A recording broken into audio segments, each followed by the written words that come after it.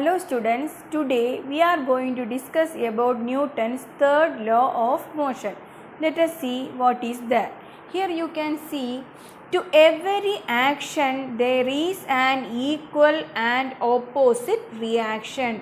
This is Newton's third law of motion. Then what is this action? What is reaction? We are going to discuss that. You know children, here we are discussing about the forces. So here action and reaction both are forces. These are acting on different objects. Like this way we can explain Newton's third law. When one object exerts a force on another object, this second object exerts a force back on the first object. Here you can see two objects 1 and 2. Here one is applying a force on this. You have to imagine if these two are hitting together or colliding together, that time this first object will exert a force on the second object. The same time this second object will exert a force on the first object. These two forces are equal in magnitude but opposite in direction. That only we told. To every action there is an equal and opposite reaction. So here what is action? The force applied by the first object on the second object. That is action. Then the reaction is the force applied by the second object on the first object. So here we can say action and reaction both are forces, and here you can see first object is applying force on second object. Here the force is applied on the second object. But again we can say reaction means the second object applying force on first. Here the force is applied on first object. These two forces are equal in magnitude, but these two are applied on different objects. That also very important. Listen children, here you can see two objects. They are interacting together. Then what will happen? The first object will apply a force on the second one. The same time second object will apply a force on the first one. Here you can see F12. This F12 means that is the force applied by the first object on the second object, that you can write as F12. That means here F12 is the action. At the same time the second object will also exert a force on the first one, that we can represent as F21. That means here F21 is reaction. Once more, F12 the force applied by first object on the second, that is action.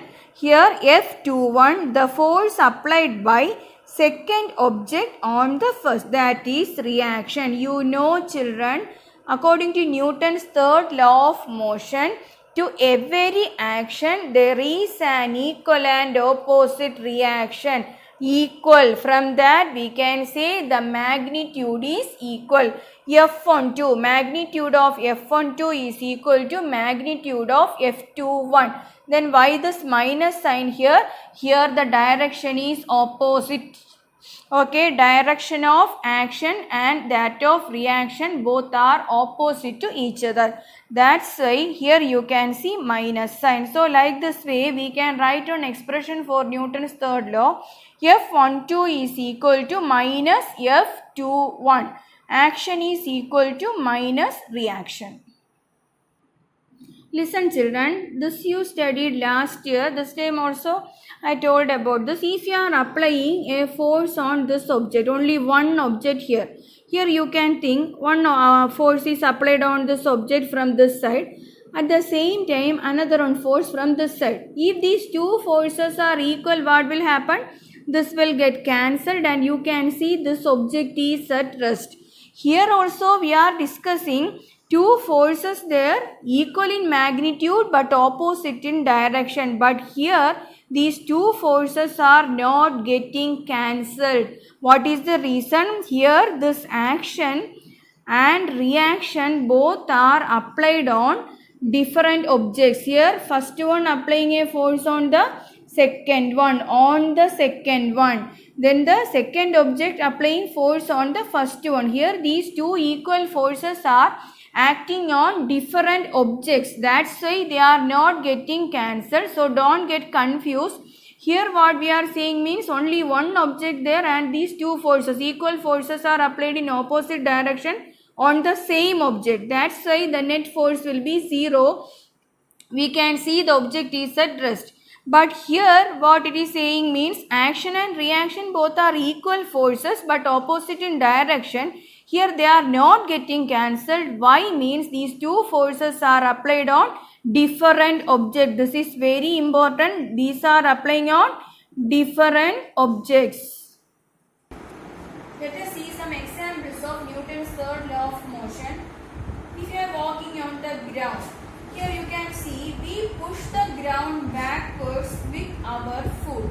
That is the action. At the same time, what will happen? The ground pushes our foot forward with the same force. That is reaction. So here action there. That is the force applied by us on the ground. That is action. At the same time, ground applies a force on our foot. That is reaction. Here action and reaction both are equal and opposite in direction. This enables us to walk through the ground. Next example, when a gun is fired, here you can see a gun and a bullet. When gun is fired, this gun exerts a force on bullet. That we can call as action. At the same time, what will happen? This bullet will exert a same force on this gun. That is reaction here. So due to this reaction, what will happen? This gun will move a little distance backwards. That we can call as recoil of gun. Here you can see gun and bullet. Here the mass of the gun is more compared to the bullet. For this bullet less mass is there. Then here you can see what about the acceleration of this gun and bullet. For this gun acceleration is less. You know children, F is equal to m into a. Here the same force is acting by the gun on the bullet and by the bullet on the gun. So the same force is there. If this mass is more, acceleration will be less. But in case of bullet, its mass is less, so it can accelerate more than that of this gun. So it can move larger distance comparing to this gun. Here in this case, recoil of gun means that gun is moving a little distance back, but this bullet can move a larger distance. This is the reason for that. Mass of the gun is more compared to the bullet, but here the acceleration of this gun is very less compared to the bullet. Okay children, next class we will discuss the law of conservation of momentum.